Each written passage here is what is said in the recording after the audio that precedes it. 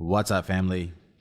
Welcome back to the Stop Sinking Show, where we go from struggle to flow.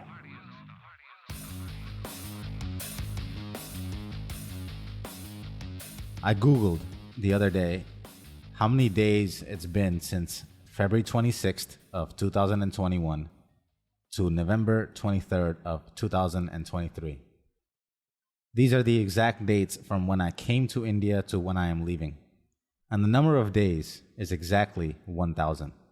I did not plan on coming here, and I certainly have been antsy every day I've been here, waiting to go back. And it was never certain when that would be. Every 3 months, it seemed like, I thought I would be going back, even until the most recent in August, then in October. Then we decided to stay here until after Diwali, and finally settled on the November 23rd date. None of it was some grand plan to stay here for an exact 1,000 days, but that is exactly what happened. And there's something significant about that round number that just makes me feel like I was meant to be here this long. It's almost as if 1,000 days here were written into my life. And I don't know if I entirely believed in preordained destiny as someone who has willed his way through most of his life.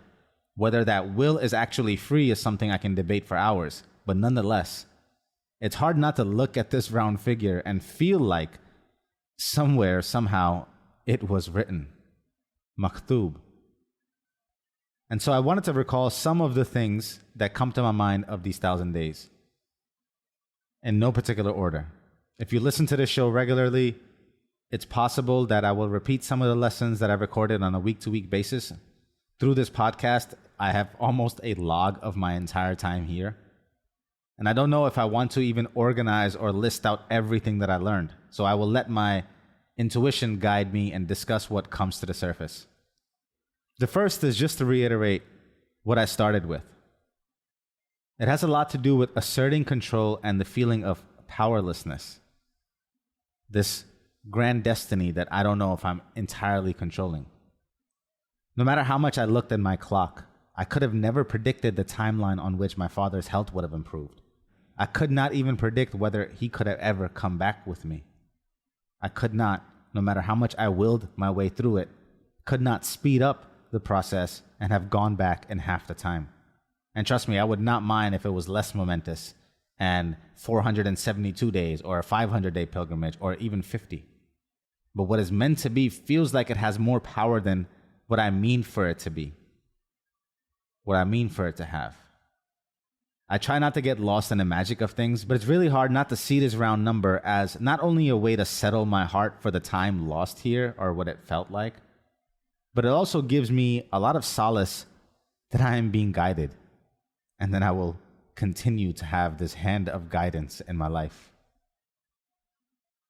It's only been foolish of me to ever doubt it, but hindsight has a sweet tinge to it. The bad times just tend to fade and the good times adhere themselves to your memory. And the mountains always look smaller in the rear view. Another thing that I learned about myself is that I can handle way more pressure and way more stress than I could have ever imagined, or that I would have ever signed up for voluntarily. See, we as humans have an infinite capacity to carry a load, but most of us will not test our own load-bearing capacity. And it is only when the weight and the load is thrust upon us that we discover our true strengths. It's only when we take the responsibility in our lives that add the weight to us, that then shows us how much we have within us to expand. Also, I saw that I never really know if I'm ever making the right decisions. I probably made thousands of decisions in my 1,000 days here, and some were really high stakes, some of the utmost importance.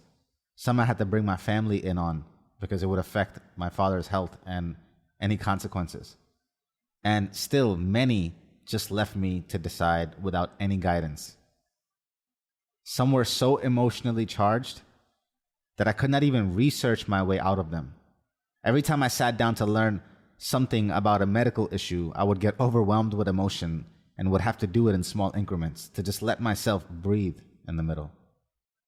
Still, though, I realized no matter how much information you gather, there is no such thing as knowing if you are making the right decision. You can only know this in hindsight, whether it was or was not the right decision. So at a certain point, you just have to trust your intuition and take the leap, and trust your intention, and trust that you have your heart in the right place. What I also realized is that I do not like being alone. Ironically, I also realized that I can survive alone. But much of life's joys, even simple ones like eating, are so much better when shared. At the same time, even when in company or with those you love, what you are going through, the sensations and the pain in your body and mind are only for you to bear and cannot be shared. No matter how much someone takes care of you, the sore throat is yours to swallow, the ache yours to brace through, and the anguish is for you to suffer and the load for you to carry. At the end of it all, even if I wasn't alone, this time alone took away the illusion that anyone else could ever take the actions that I need to take to manage myself out of my own problems.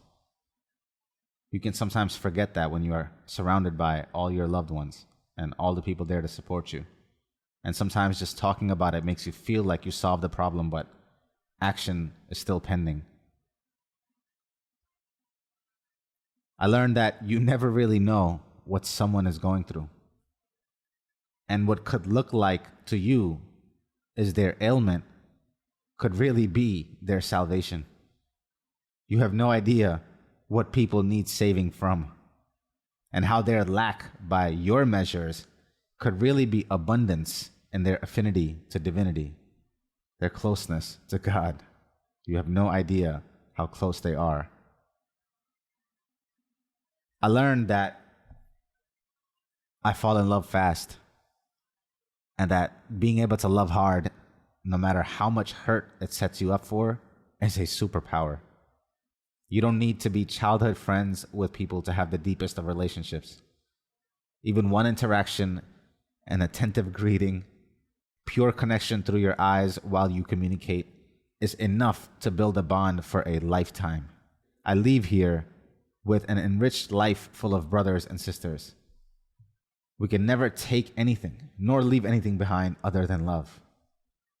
And it's worth all the woes that it comes with, all the pain attached. Our humanity is worth a little discomfort. It's actually worth a lot of discomfort. The love is worth it all. And I really want to keep going, but I also don't even want to pretend that I can make this an exhaustive episode, an exhaustive list. I cannot sum up all the feelings and emotions and depth this time here has added to my character. And I don't even know if I know all those things yet. I will see it slowly as I bring back this new me to the life I left behind and the life I'm going to create going forward. So to the people I now consider my family in India, to my entire time here and every human I ever interacted with, to every lesson learned, to every mistake I made, I honor you all. I love you, family. Stay true always. See you next time in America. God bless.